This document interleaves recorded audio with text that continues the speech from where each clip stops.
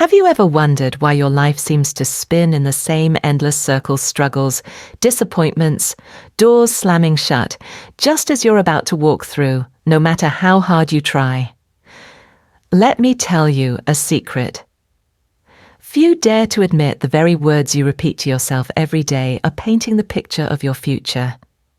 And the frightening truth is, most people are using that power to lock themselves in chains instead of setting themselves free. Picture a woman named Linda. Every morning she wakes up, looks in the mirror, and whispers to herself, "I'm always unlucky. Bad things just find me." She doesn't think of it as a curse, just a habit of complaining. But month after month, her car breaks down on the day she has an important interview. A big client suddenly cancels a contract, and the people she trusts let her down. What Linda doesn't know is that every complaint she speaks is a seed planted in the fertile soil of her subconscious. And that soil, loyal as a devoted servant, keeps faithfully nurturing those negative seeds until they bloom into the reality she's living. Are you, without realizing it, cursing yourself every single day? Are you planting in your mind whispers of failure, doubt, and fear? And then wondering why the life you dream of never arrives? Here is an undeniable truth: your subconscious cannot tell the difference between a passing remark and a serious command. It doesn't care if you're joking or in despair, it simply absorbs whatever you repeat with feeling. And like neutral ground, it will give you a harvest that matches the seeds you've sown. Florence Scovel Shinn once said, "Your word is your wand." She believed every word you speak, every thought you hold, every image you keep in your mind is a command to the subconscious, and the subconscious, in perfect faithfulness, shapes it into form in your world. Say, "I never have money." Your subconscious will make it so. Say, "Everything is against me." The universe will arrange events to prove you right. But begin to say, "Everything is working out for my good," and you will find unexpected turns leading you exactly where you need to be. The problem is, most people are negotiating with fear instead of commanding reality. They pray for change, yet unconsciously cancel those prayers with words that contradict them. They plant a seed of faith in the morning, then dig it up in the afternoon to see if it's grown yet. And they call that reality when in truth it's only the product of their repeated instructions. What if I told you that by simply changing what you speak and think each day, you could completely alter the course of your life? No superhuman strength required. No special luck at birth. Just unwavering consistency in the words and images you plant in your mind. Imagine this. You wake up in the morning before touching your phone, before reading the news, before letting the outside world decide your mood. You stand in front of the mirror and say, "Everything is working together for my good. I receive the right opportunities at the right time. My life is unfolding in ways more beautiful than I could have imagined." At first, you may feel like you're pretending. But remember, your subconscious doesn't care whether it's true or false. It only knows you are giving it an order. And just as Linda unknowingly planted curses upon herself, you are planting blessings for your future. I want you to start today. Write down 3 positive affirmations and speak them at least 3 times a day. Speak them with faith, with feeling, with a clear picture in your mind. And all the while, pay attention to every word you speak. Each time you're about to say, "I can't," stop, breathe, and replace it with, "I am learning to." You cannot expect a different harvest while planting the same seeds. Florence once said, "Your word is your wand." And I am here to remind you, miracles are not accidents. They are the natural result of aligning your words, thoughts, and beliefs. The only question is, which way are you aligning them? In the next part, I will show you why your subconscious is so fiercely loyal to your orders, and why understanding this mechanism will change everything forever. Because once you take the helm, you'll no longer beg life for favors, you will command it, and it will obey. Picture this: your subconscious mind is like a rich, fertile garden. It doesn't know whether you're planting roses or weeds. It can't tell the seeds of love and hope from the seeds of fear and doubt. It only knows one thing: to faithfully nurture whatever you give it. And one day you will have to walk through that garden and live surrounded by the very landscape you've created. If day after day you complain, "I'm so unlucky," "Nothing ever works out for me," "You're planting weeds," and soon you'll see life experiences that look exactly like those words sprouting all around you. But if you say, "Everything always works out for my good," you're planting roses. And before long, those radiant blooms opportunities, joy blessings will begin to blossom in your world. The language of the subconscious is not logical reason. It isn't persuaded by long speeches or perfect statistics. It communicates through emotion imagery and repetition. When you repeat a thought over and over, charged with strong feeling and a clear mental picture, you are speaking the very language your subconscious understands. This isn't just philosophy or spirituality, it's backed by psychology and neuroscience. Scientists call it neuroplasticity, your brain's ability to rewire its neural pathways based on repeated thoughts and experiences. When you keep activating the same emotional and mental circuit, you strengthen that pathway until it becomes your default. Your subconscious then operates from that default like an invisible GPS, guiding your choices, actions, and reactions. Florence Scovel Shinn likened words to a magic wand. When you speak with emotion and faith, you are waving that wand to summon a new reality. But when you speak from fear and doubt, you're still waving the wand, only to call in what you don't want. Think back to a time when you imagined a worst-case scenario so vividly, so clearly, and then it unfolded almost exactly that way. That wasn't coincidence. It was the law of sowing and reaping at work in your mind. Your subconscious, like a loyal gardener, watered and tended the seed of the image you planted. Here's a simple example. If before every important meeting you tell yourself, "I'm bound to mess up," and picture everyone frowning at you, you're rehearsing failure. Your subconscious receives the command, and in the real meeting, you'll find yourself making that very outcome happen. But if you picture yourself speaking confidently, with clarity, feeling accepted and supported, you've rewritten the script. Your brain will then work to perform it just that way. Think of your subconscious as an old-fashioned movie projector. The film reel you load the images, words, and emotions you feed it will be projected frame by frame into your outer world. The projector doesn't care whether you choose a horror film or a love story, it just plays whatever you give it. Here's the beauty: you don't have to feel ready to change that reel. You simply choose a new picture, repeat it with emotion, and protect it from the old arguments trying to sneak in. Just as a gardener builds a fence to keep weeds from creeping into the garden, you must build a fence of awareness to guard the new seeds you've planted. So how do you plant the very best seeds? Step 1. Decide what kind of plant you want, your goal, dream, or state of being. Step 2. Create a short, positive, present tense affirmation. For example, "I am living the life I love." Step 3.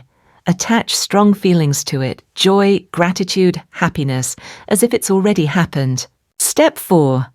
Repeat it often, especially upon waking and before sleeping, when the subconscious is most receptive. Step 5. Picture it clearly and vividly, pairing it with the affirmation. The law is simple, but few have the patience to apply it. Many plant a seed, then dig it up a few days later to see if it's sprouted yet. Your subconscious doesn't need impatience, it needs consistency. I invite you to join a community of people who are planting every day. Share your chosen affirmation in the comments, not only to commit to yourself, but to inspire others. When many people plant positive seeds together, we create a shared garden, a field of energy that uplifts everyone in it. And here's what I want you to remember. You do not need to know how it will happen. Your only job is to plant the seed, tend to it, and trust the harvest. Your subconscious will draw in the people, circumstances, and opportunities to do its part. In the next part, I'll reveal the scientific and spiritual reasons why your subconscious cannot distinguish between what's real and what's imagined, and why understanding this will speed up your sowing and reaping process. Once you see how powerful your mind truly is at recreating reality, you'll never again allow a single negative seed to fall into your garden. The marvelous and at times terrifying thing about the subconscious is this: it does not distinguish between what is real and what is imagined. To it, an experience deeply felt in the mind is just as real as one lived in the physical world. This is why your images, your words and your emotions hold such astonishing power. Science has proven this. In a famous study on athletes participants who only visualized their training without performing the physical exercises still increased their muscle strength by 22% compared to 30% in the group that actually trained. The brain and nervous system don't know whether a movement happens in the gym or in the mind. They respond simply to the data you feed them. Consider the story of Jack, an amateur basketball player. Jack had long carried the label in his own mind. I'm clumsy. I never make three-pointers. Then he tried something different. Every night he closed his eyes and pictured himself sinking, shot after shot, hearing the crowd roar, smelling the polished wood of the court, feeling joy surge through his chest. 2 months later, his three-point shooting percentage had doubled. No miracle here, only a subconscious mind, rewired through new images and emotions. Florence Scovel Shinn said, "You must act as if you had already received what you have asked for." This is not just a spiritual principle, it is how the brain builds new networks of awareness. When you rehearse a new reality with emotion and vivid imagery, your subconscious starts seeking out the opportunities, decisions, and actions that align with that reality. And this doesn't just apply to individuals. It's been proven on a community level through what psychologists call the Pygmalion effect, when the positive expectations of others actually raise your performance. In one school experiment, teachers were told that certain students randomly selected had exceptional potential. By year's end, those very students scored higher than their peers because their teachers had been unconsciously sending signals of positive expectation all along. The same happened with Maria, a mural artist in New York. She once worked in a cafe painting only to relieve stress. One day she wrote in her journal, "I am a successful artist, paid for the walls I paint." Every night she spent 10 minutes picturing herself before a huge wool brush in hand, surrounded by laughter and admiration. 6 months later, a shop owner spotted her work on Instagram and hired her for her first mural. The next project came from that client's customers, then another, until piece by piece, the very script Maria had rehearsed hundreds of times in her mind began playing out in real life. You see, your subconscious is the silent architect of your life. It builds your house with the raw materials you give it, your emotions, your images, your words. Feed it old crumbling blueprints of failure and doubt, and it will rebuild them exactly as they are. But hand it a new blueprint, clear, colorful, repeated often, and it will transform the entire structure. Psychologists call this priming the trigger effect. When you are exposed to a word, an image, or an idea, it subtly influences your next thoughts, feelings, and actions. This means that if you prime your subconscious with positive images every day, you are preparing it to react positively when opportunity appears. So practicing visualization and affirmation is not daydreaming. It is deliberate programming of your reactions, decisions, and energy. Just as an athlete drills a technique, an artist trains emotion, or an entrepreneur sharpens decision-making, you are training your subconscious to move in the direction you choose. Now, here's where I'd like you to step in. Share the story or image you are planting in your subconscious right now. Maybe you're dreaming of a new job, a healthy relationship, a creative project, or simply a peaceful life. Write it out so that we as a community can prime each other with positive energy. Because when you speak your vision to a group that believes with you, your faith multiplies. And who knows, you may receive advice, an opportunity, or a spark of inspiration from someone right here among us. Remember, your subconscious is listening. The universe is listening. And we fellow travelers on this same path are listening too. In the next part, I'll share a 3-step formula for turning any visualization into a command. Your subconscious cannot refuse a formula that, if you apply with consistency, will make doors open faster than you imagined. This is the moment you stop only dreaming and begin receiving. Here's a truth most people never realize. The majority of the curses clinging to them don't come from anyone else. They come from their own lips and their own mind. Those little muttered phrases, the ones that seem harmless, are actually counter-affirmations, reverse affirmations, quietly programming the subconscious in the exact opposite direction of what you truly want. For example, you might spend the morning writing, "I am attracting prosperity." But by noon, when a bill arrives, you sigh and say, "I'll probably never get ahead." In that moment, the negative statement spoken with real emotion becomes a stronger command than all the affirmations you wrote earlier. That's why before you plant new seeds, you must pull out the old weeds. The counter-affirmation technique starts with simple awareness. Listen to yourself, especially in moments of pressure. Write down every negative phrase you catch yourself saying throughout the day.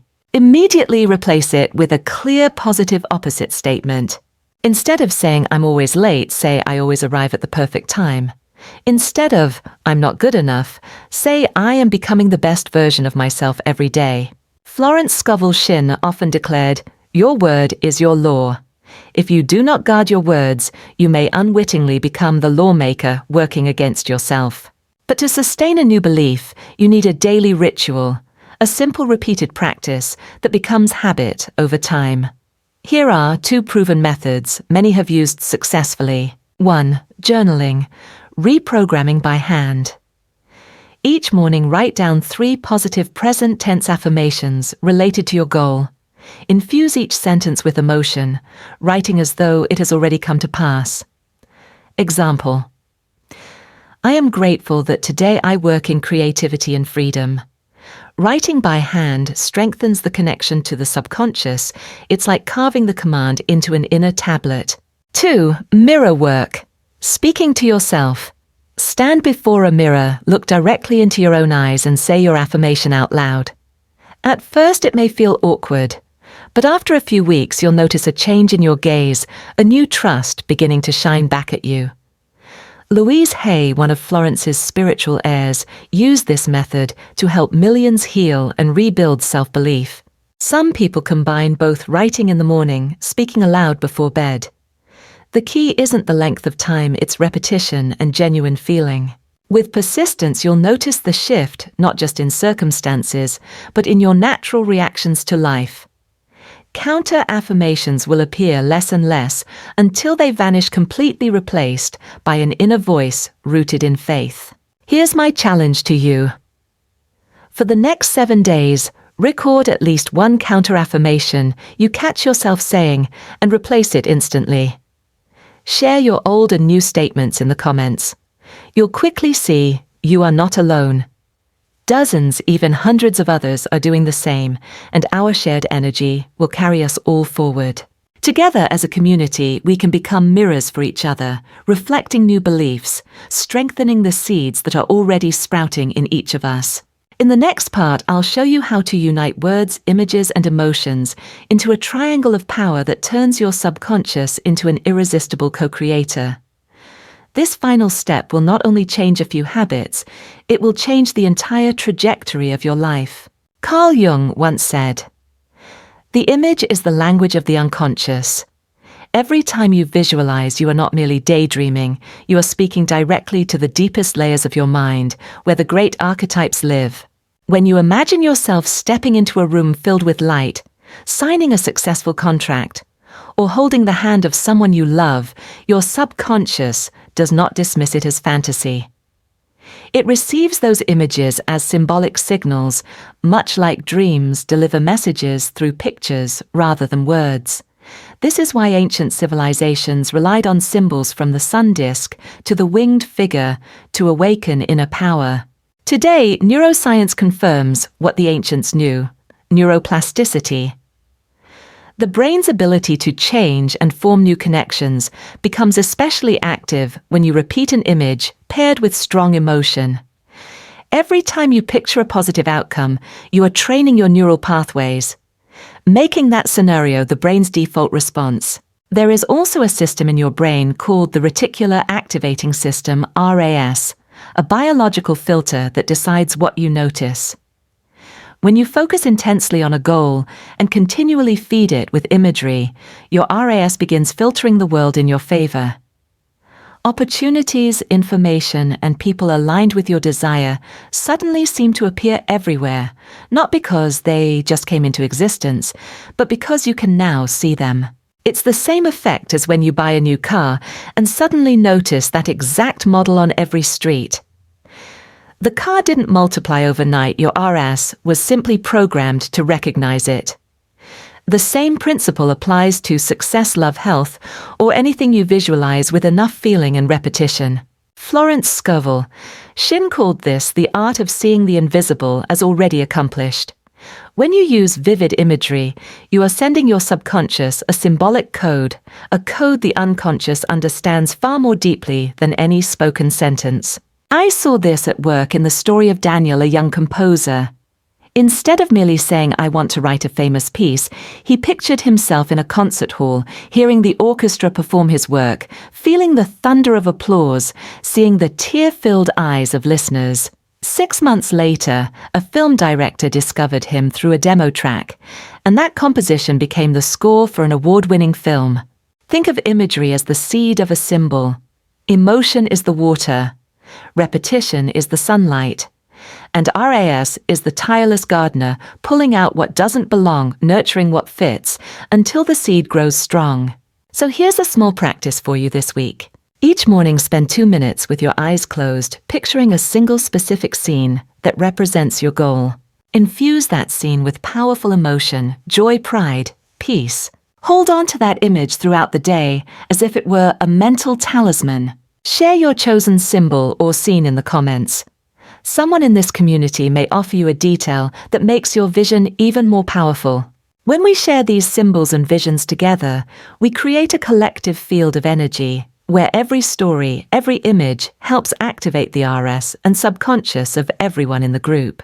In the next part, I'll show you how to weave words, images, and emotions into a daily ritual, so you're not just sending a message to your subconscious, but holding it long enough for it to become your natural state of being. This will be the key to making change not just possible, but irreversible.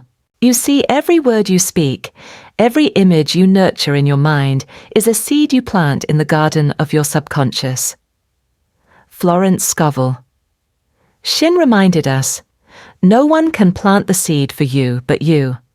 And when you choose to plant roses instead of weeds, the entire garden of your life will change. But knowing this is not enough magic, only happens when you practice.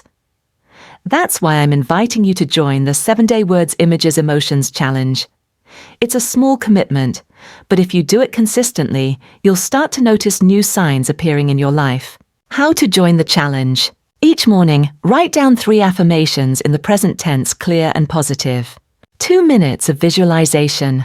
Close your eyes, create a vivid scene of the outcome you want, and feel the emotions as if it's already real. Cut the curse. Whenever you catch a negative self-statement, replace it instantly with a stronger, empowering one. Share with the community. Post your affirmations in the comments to inspire others and receive strength from the group. You don't have to believe 100% on day 1. Let repetition and emotion guide you. Each day your seeds will take root more deeply, until one morning you'll find you no longer have to try to believe. Because belief has become your natural state, I invite you to post the 3 affirmations you'll use for this challenge in the comments. Someone reading them might discover the exact words they've been searching for, and in that moment, you will have unknowingly planted a seed in their garden. If you'd like to keep receiving deeper guidance, inspiring stories, and new challenges to keep this flame alive, hit subscribe and turn on notifications. This will be our space, a place where words are not just sounds, but instruments of creation. Remember, magic is not far away. It lives in every sentence you choose to speak today, and you can begin right now. So, are you ready for day 1 of the challenge?